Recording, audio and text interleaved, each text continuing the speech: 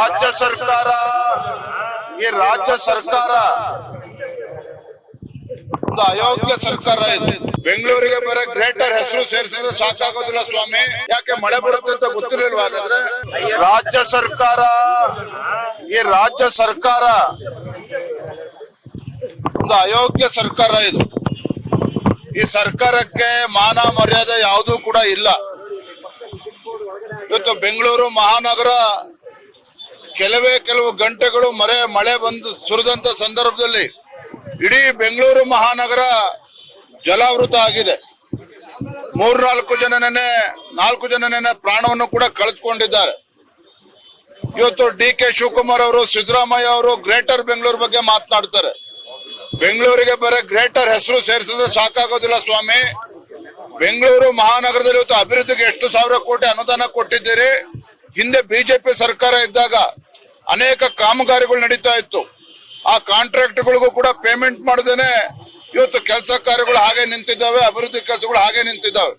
ನಮ್ಮ ಮಾನ್ಯ ಶಾಸಕರು ಸತೀಶ್ ರೆಡ್ಡಿ ಅವರು ಹೇಳ್ತಾ ಇದ್ರು, ಈ ಭಾಗದಲ್ಲೂ ಕೂಡ ಕಾಂಟ್ರಾಕ್ಟ್ಗಳಿಗೆ ಪೇಮೆಂಟ್ ಆಗದೇನೆ ಇವತ್ತು ನೀರು ಹೋಗಕ್ಕೂ ಕೂಡ ಆ ಕೆಲಸ ಕಾಮಗಾರಿ ಅರ್ಧಕ್ಕೆ ನಿಂತು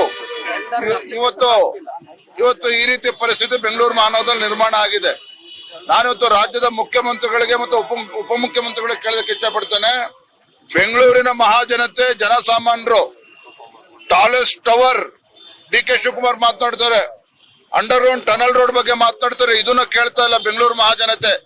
ಇಲ್ಲಿ ಬಂದಂತ ಮಳೆ ನೀರು ಸರಿಯಾಗಿ ಹೋಗ್ತಕ್ಕಂತ ವ್ಯವಸ್ಥೆ ಆಗಬೇಕು, ರಾಜಕಾಲುವೆಯನ್ನ ಸರಿಪಡಿಸಬೇಕು, ಕೆರೆಗಳನ್ನ ಒತ್ತುವರಿ ಏನಾಗಿದ್ದ ಅದನ್ನ ಸರಿಪಡಿಸಬೇಕು. ನಿನ್ನೆ ಸಿದ್ದರಾಮಯ್ಯ ಅವರು ನೋಡ್ತಾ ಇದ್ದೆ, ಮುಖ್ಯಮಂತ್ರಿಗಳು ಉಪಮುಖ್ಯಮಂತ್ರಿಗಳು ಅಧಿಕಾರಿಗಳಿಗೆ ಹೇಳ್ತಾ ಇದ್ರು ಹೂಳನ್ನ ತೆಗಿಬೇಕು ಅಂತೇಳಿ.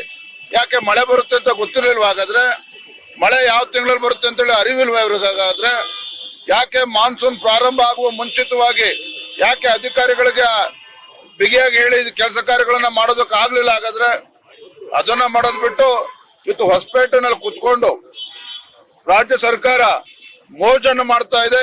ಎರಡು ವರ್ಷಗಳ ಅವಧಿ ಪೂರ್ಣ ಮಾಡಿದ್ದೇವೆ ಅಂತ ಹೇಳಿ ಅಲ್ಲಿ ಜಾತ್ರೆ ಮಾಡೋದಕ್ಕೆ ಹೊರಟಿದ್ದಾರೆ. ಇದು ಅಕ್ಷಮ್ಯ ಅಪರಾಧ. ಇವತ್ತು ಮಾನ್ಯ ಮುಖ್ಯಮಂತ್ರಿಗಳು, ಸಚಿವ ಉಪಮುಖ್ಯಮಂತ್ರಿಗಳು ಬೆಂಗಳೂರು ಅಭಿವೃದ್ಧಿ ಬಗ್ಗೆ ತಲೆ ಕೆಡಿಸ್ಕೊಳ್ಬೇಕು. ಈಗಾದ್ರೂ ಕೂಡ ಎಚ್ಚೆತ್ಕೊಂಡು ಇಲ್ಲಿ ಆಗ್ಬೇಕಾಗಿರ್ತಂತ ಕೆಲಸ ಕಾರ್ಯಗಳನ್ನ, ಕಾಮಗಾರಿಗಳನ್ನ ತ್ವರಿತಗತಿಯಲ್ಲಿ ಮುಗಿಸ್ಬೇಕು.